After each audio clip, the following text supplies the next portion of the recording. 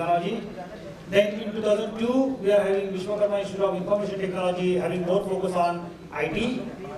In recent past, we are having, in 2017, we started Vishwakarma University, where the main focus is not on engineering, but the arts, science, commerce, the design, architecture, law, and the multiple focus as well. So we are having a 40 years of legacy right now, since from 1983, and 10 plus education organizations engaged in the schooling to the doctor, PG to KG kind of things. Then we are having right now the more than 30,000 students right now in the campus. There are 2 campuses in Pune city. One is at Bibewadi, one is at Bandwa. Then we are having the 400 plus international students available on the campus, and 2,000 plus full-time employees which are already there in throughout the 2 campuses. NAC A++, this is the 3rd time NAC A++ we are having. The 3 to 7 times NBA National Board of Accreditations, and the multiple accreditation, multiple rankings. There is an international ranking called BURI, then the awards. We are already having the CII award for us. Then we are having the AICT CII star performance. Multiple ranking, the private and the multiple government rankings are available. Then these are some thrust areas that we are working on, and we are having a good amount of the PhD holders, the professors, along with the students. Those are working in this area, and the EV is a new area for us to work on. Even we are also working right now, started working on hydrogen fuel cells and hydrogen vehicles as well. So there are existing collaboration with the 20 plus universities globally. I am talking about, not the Indian universities, and the long-standing collaboration with the student mobility and even the faculty mobility as well under the Erasmus Plus collaborations. As far as the industries are concerned, right now we are having the 200 industries backed in our collaborations, and we are doing a multiple product for them, multiple projects for them along with the industries. These are some industries, even not only the engineering industries, but even we are also having the science, the background collaboration, research, working with them. We are having a multiple center of excellences which works on either on the technicalities what we are having, or even we are also having the multiple technology research center with the agriculture, rural part of development, and the health sciences, which in line with the SDGs, the Sustainable Development Goals given by the United Nations.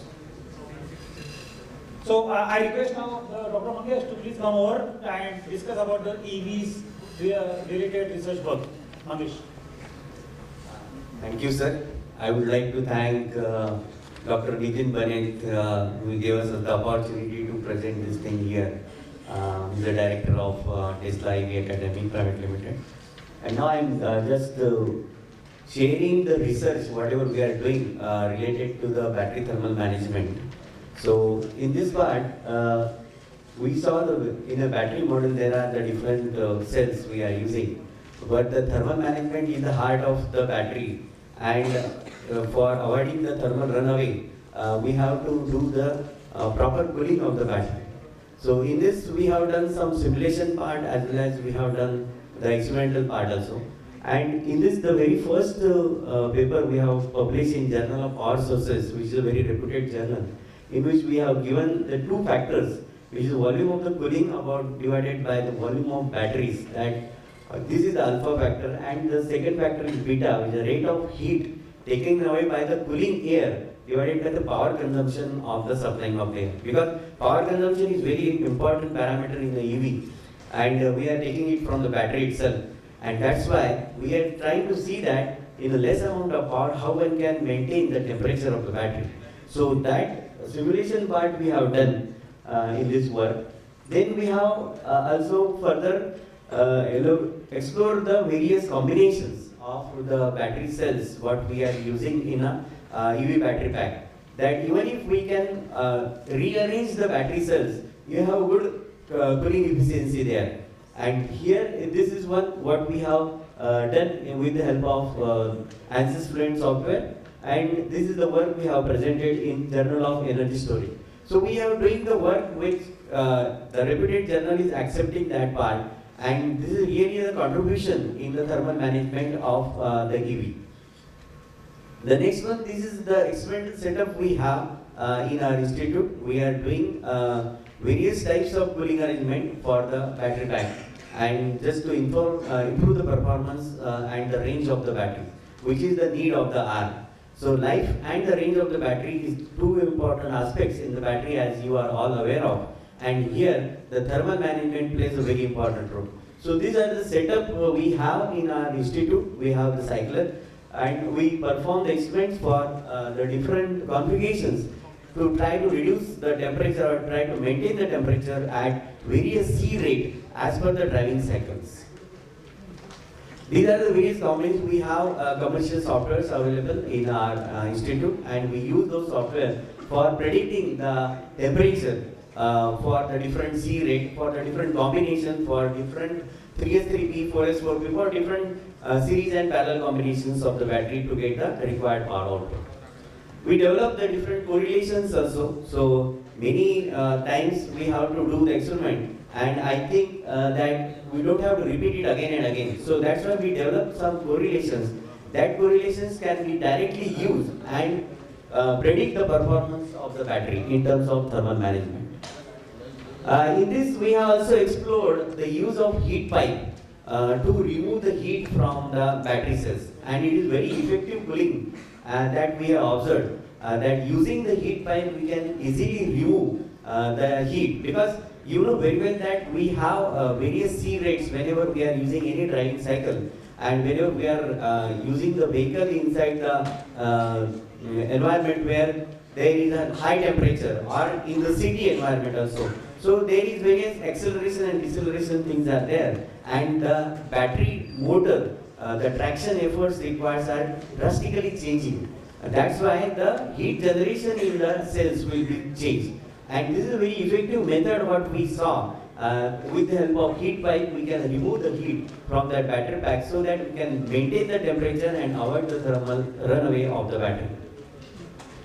This is the another design what we have done. We have done the various experiments to see that how actual it performs. Okay, on the battery. We have developed the battery pack of 50 kilowatt also in our college, and we are doing these experiments with the help of software.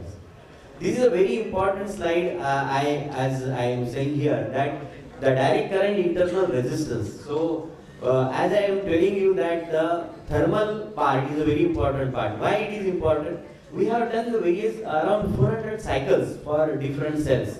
So for the LFP 36200 and for the NMC, that is 26650, we have done around 400 cycles, and we saw that how the resistance is changing and how the DICR is changing. So this we have done for 400 cycles, and then we use the ML model to predict that how much will be the battery life after the cooling part. So what we observed that generally the resistance, whatever the internal resistance of the cell is there, generally we know the nominal voltage, then the capacity and the resistance. So if we do it for 2.5 times, that time the battery life will end. But with this study, what we found that when we do the proper cooling of the cell, initially that at 650 it was showing around this 3000 cycles, okay, around approximately 3000 cycles. But if we provide the cooling, the key point will come with there, and it goes to 6000 cycles. So for the proper cooling, the range of the battery increases as well as the life of the battery increases. So this is what the thermal things plays a very important role for the battery, and you know very well that the battery is the heart of the electric vehicle. We have the tie-up with ASDC also, that we are doing various courses with them, and in that we are also doing some research part along with the ASDC also. So this is what we are doing in this. Also we have worked with the Tata Autocoms. In this, my colleague has worked on this project. He will explain you about this. So we have tried to solve one pain area in battery module manufacturing. So this cell is there, number of cells are there in the module, and the cells are basically laser welded, and the cells are here laser welded, and you can